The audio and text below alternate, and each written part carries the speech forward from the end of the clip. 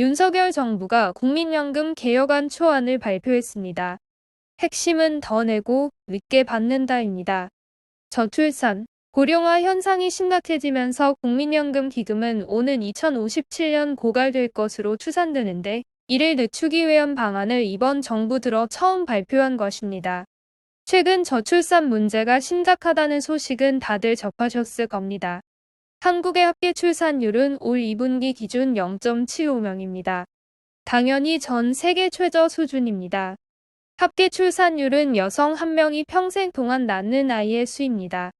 현 시대에서는 젊은 여성들이 평생 아이를 1명도 낳지 않는 경우가 많아지고 있다는 수치입니다. 반면 노인은 늘어나고 있습니다. 지난해 65세 이상 노인 인구는 832만 명으로 전체 인구의 16.2%를 차지했습니다. 통계청은 2040년엔 전체 인구의 35.4%가 노인이 될 것으로 추계하고 있습니다. 국민연금을 낼 경제활동 인구는 줄어드는데 연금을 탈 고령층이 많아지면서 기금 고갈 속도가 가팔라지고 있는 것입니다.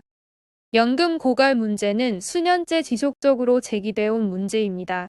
하지만 워낙 국민적으로 민감한 사안이라 손을 못 대고 있었습니다.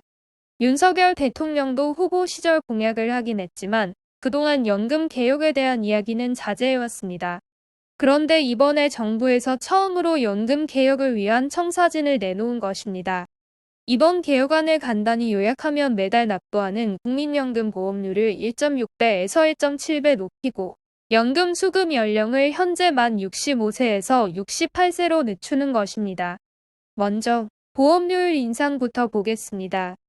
현재 국민연금 보험료율은 9%입니다. 국민연금 가입자가 한 달에 200만 원을 벌면 18만 원을 연금 보험료로 납부하는 개념입니다. 4대 보험을 지원하는 회사에 다니면 이 보험료는 사업자와 직원이 절반씩 납부합니다. 그래서 월급 200만 원 직장인은 월 9만 원, 300만 원 직장인은 13만 5천 원 정도의 연금 보험료를 냅니다. 이 보험료율을 2036년까지 15%로 올리는 것이 정부의 개혁 시나리오입니다. 2025년부터 매년 0.5%포인트씩 높여서 12년 뒤에는 9%가 15%가 되는 것입니다. 보험료율이 15%가 되면 월급 300만 원 직장인이 납부할 보험료가 월 22만 5천 원이 됩니다. 현재보다 약 1.6배 늘어나는 것입니다.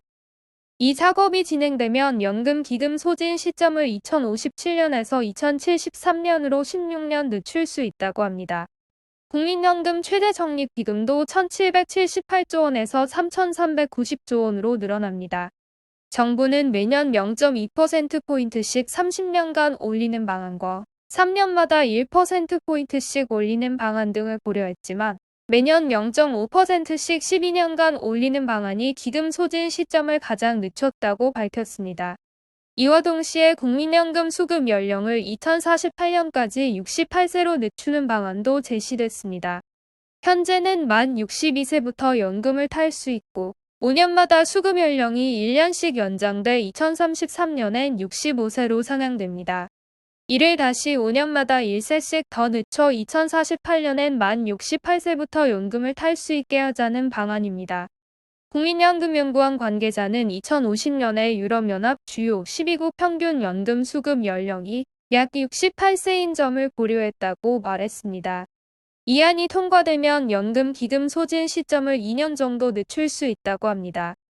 이와 함께 기초연금과 공무원연금, 군인연금, 사학연금 등도 함께 조정될 것으로 보입니다. 은퇴 이후의 노후를 책임질 사회보장제도가 달라지는 것이기 때문에 법정 정년인 만 60세를 연장하는 논의도 병행될 예정입니다. 이번 연금 개혁안은 국민연금연구원과 보건복지부가 국회 연금개혁특별위원회 포럼에서 발표한 내용입니다. 향후 정부가 추진할 연금 개혁안의 주요 시나리오라고 보면 됩니다. 이 내용은 내년 초 발표될 5차 국민연금 재정 추계를 통해 구체적으로 발표될 예정입니다. 연금 개혁은 국민에게 약속한 노후 대비책을 건드는 문제라 과거 정부들에서도 중요한 순간마다 주저했습니다. 과연 이번에는 연금 제도를 바꿀 수 있을지 아니면 다시 공연불에 그칠지 지켜봐야겠습니다. 이번 연금 개혁안이 미칠 파장과 부작용, 국민들의 반응 등에 대해서는 추후 영상을 통해 자세하게 다루도록 하겠습니다. 오늘 영상이 도움되셨다면 구독과 좋아요 부탁드립니다.